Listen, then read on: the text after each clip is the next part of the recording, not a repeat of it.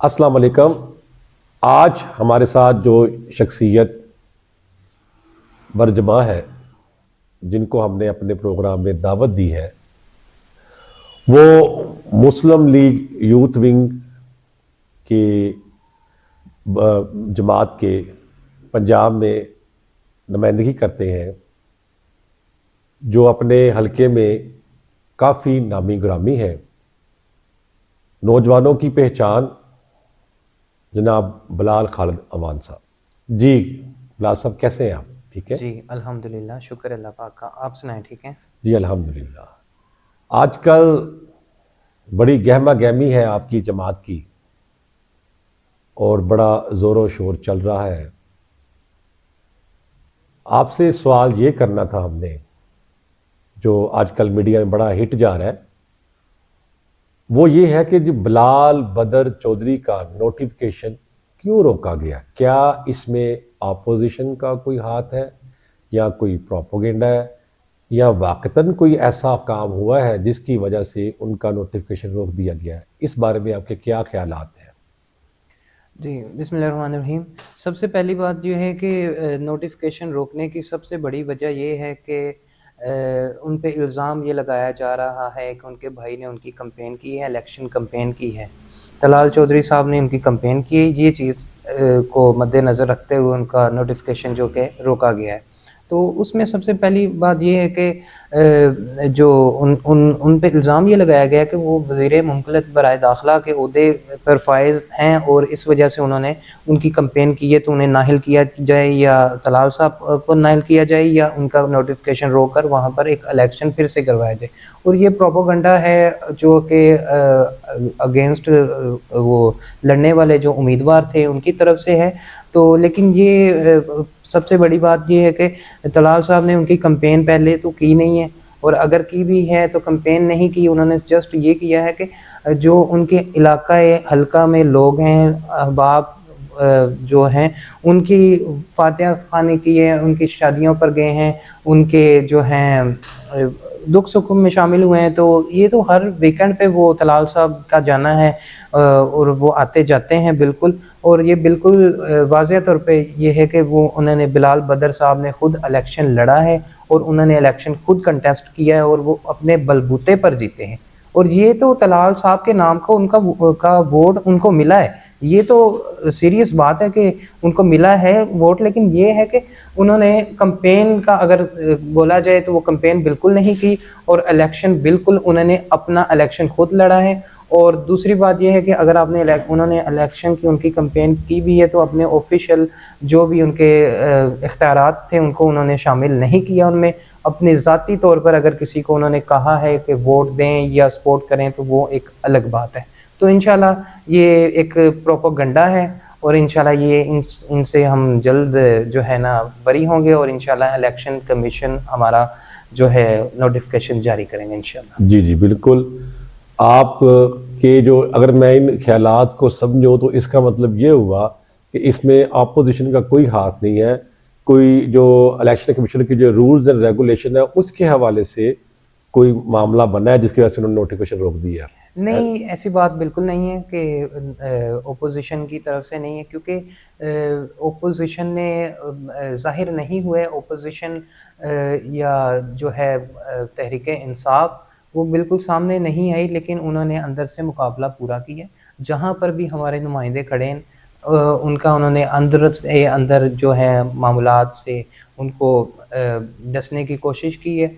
अगर इलेक्शन लड़ना था तो आप बिल्कुल सामने आएँ, इलेक्शन लड़ते, हमारा मुकाबला करते। हमारा मुकाबला तो इस हलके में पीटीआई के बंदे से था ही नहीं।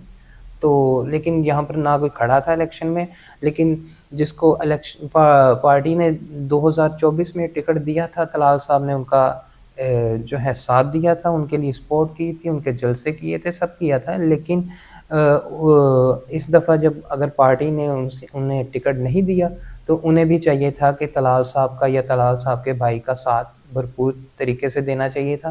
क्योंकि जब 2024 में उनको टिकट मिला तो तलाल साहब ने सब्र किया और देखें सब्र का उनको फल ऐसा मिला कि वो सेनेट का टिकट भी मिला। आज अल्हम्दुलिल्लाह उसका भाई एमएनए भी है और इलेक्शन भी जीत चुके हैं और अच्छी लीड से जीते हैं।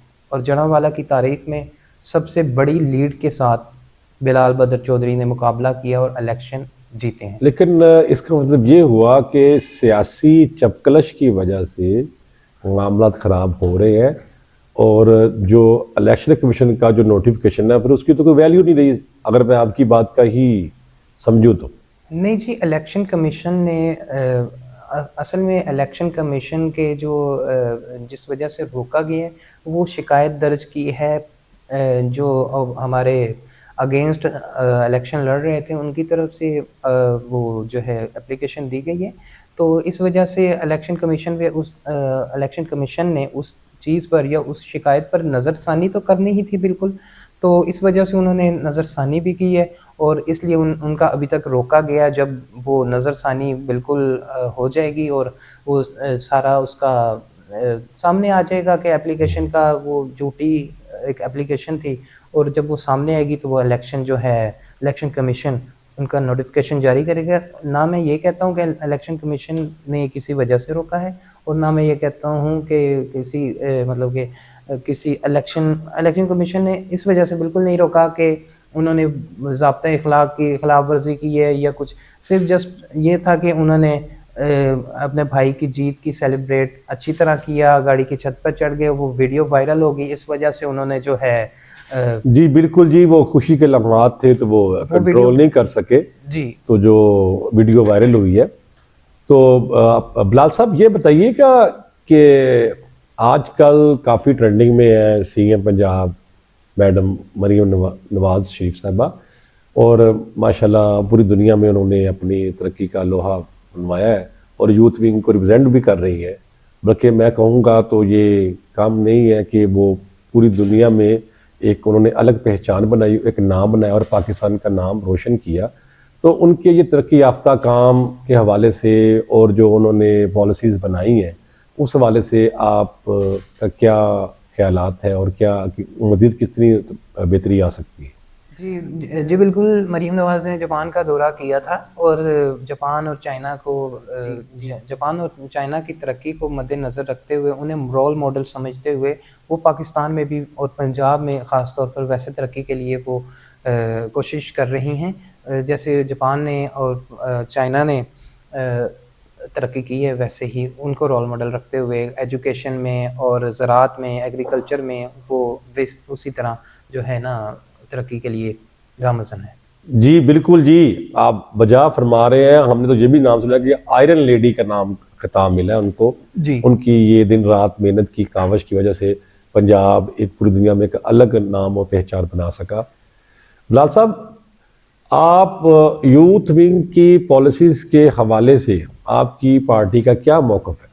यूथ की पॉलिसीज़ के बारे में आपने जो सवाल किया उसका जवाब ये है कि पाकिस्तान में 65% अल्लाह ताला ने हमें यूथ दी है, और यूथ का ये है कि यूथ ने तरक्की करनी है तो आगे जो है मुल्क चलेगा, क्योंकि जो जवानों को अगर अंदर से जज्बात और उनकी जोश खरोश होगा तभी वो मुल्क की तरक्की के लिए अपना हाथ बांटेंगे।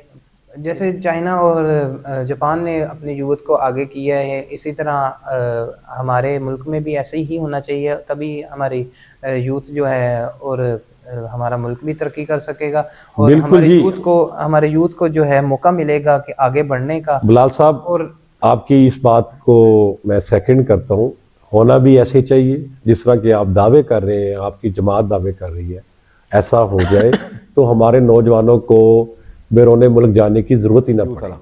जी बिल्कुल, हमने यूथ के लिए बहुत सारी पॉलिसीज़ बनाई हैं और इंशाल्लाह आप आने वाले वक्त में देखेंगे कि यूथ वाले जो यूथ हमारी जो है इंशाल्लाह वो काम करेगी और इंशाल्लाह जो है पाकिस्तान में ही काम मिलेगा, बाहर जाने की हमें इंशाल्लाह ज़रूरत नहीं पड़ेगी। इंशाल्लाह पाकिस्तान में इतना कारोबार और इतना काम कर देंगे हमारी पार्टी कि इंशाल्लाह बाहर से लोग भी पाकिस्तान में इंशाल्लाह काम करने आएंगे। अच्छा जी, मुझे अब बिलाल साहब क्योंकि प्रोग्राम को वाइंड अप भी करना है, तो आप ये बताएं कि आप अपनी जमात को आने वाले सालों में कहाँ देख रहे हैं? और साथ में ये भी है, थोड़ा सा सवाल ले लें मेरा, कि आर्मी चीफ के हवाले से जो उन्होंने इतना बड़ा तारीखी काम जो सरंजाम दिया, उस हवाले से आपका क्या पॉइंट ऑफ व्यू है? जैसे आसिफ साहब आपने मेरे से सवाल किया कि अब मैं अपनी पार्टी को कहाँ देख रहा हूँ आने वाले वक्त में। इंशाल्लाह आने वाले वक्त में पार्टी हमारी खूब तरक्की करेगी, और पार्टी की तरक्की से ज़्यादा बेहतर है पाकिस्तान की तरक्की और पंजाब की तरक्की। और इंशाल्लाह हमारी पार्टी पाकिस्तान और पंजाब में इंशाल्लाह ऐसी तरक्की करेंगी कि आने वाले वक्तों में इंशाल्लाह जो है लोगों को कारोबार और काम की इंशाल्लाह ज़रूरत, बाहर जाने की ज़रूरत नहीं होगी। और इंशाल्लाह पार्टी की पॉलिसीज़ इतनी ज़्यादा उन्होंने अच्छी कर दी हैं या इतनी अच्छी बना दी हैं कि आने वाला वक्त जो है इंशाल्लाह हम पाकिस्तान की एक मिसाल जो है दुनिया के ममालिक देंगे। आज भी लोग पंजाब की मिसाल जो है दुनिया की बेशुमार अखबारात में मैं देखता हूँ कि उसमें सीएम पंजाब के हवाले से और पाकिस्तान के हवाले से कि पाकिस्तान की तरक्की जो 2024 से 2025 के एंड तक जो 1.5 साल में जो हमने तरक्की की है, वो दुनिया की अखबारात में देखता हूँ। क्योंकि अभी आपने बाय इलेक्शन में देखा 2024 के इलेक्शन से काफ़ी बेहतरी नज़र आई, क्योंकि चीज़ें रिवर्स हो रही हैं। एक पार्टी के जो लोग होते हैं, कोई तहरीक का है या किसी भी पार्टी का है, तो वो किसी हद तक जो है वो बर्दाश्त कर सकते हैं किसी पार्टी को या किसी को भी। और इसलिए जो सीट्स 2024 में हमने हारी थी, वो भी अब देखें कि 2025 के ज़िमनी इंतखाबात में हमने वो वाज़ेह तौर पर और बड़ी अच्छी बरतरी हासिल की है। हरीपुर से आप देख सकते हैं कि हरीपुर केपीके का इलाका है और उसमें हमने 40,000 की लीड से इलेक्शन जीता। और जो आपने दूसरी बात की है आर्मी के हवाले से, जो सैयद आसिम मुनीर ने भारत के ख़िलाफ़ जंग में हमें फ़तह दिलवाई और पूरी दुनिया में एक मिसाल कायम कर दी कि भारत को एक तारीख़ी शिकस्त दी है, और मैं उनको खिराज तहसीन पेश करता हूँ। और इस जंग की और इस हवाले से जो है army chief air field marshal की तारीख़ में कोई मिसाल नहीं मिलती। जी, बहुत शुक्रिया, आपने हमें वक़्त दिया और अपने जमात की नुमाइंदगी की जनाब बिलाल खालिद साहब। उम्मीद है कि इंशाअल्लाह नेक्स्ट फिर हमारी इस सियासत के हवाले से डिस्कशंस होगी। बहुत शुक्रिया, अल्लाह हाफ़िज़।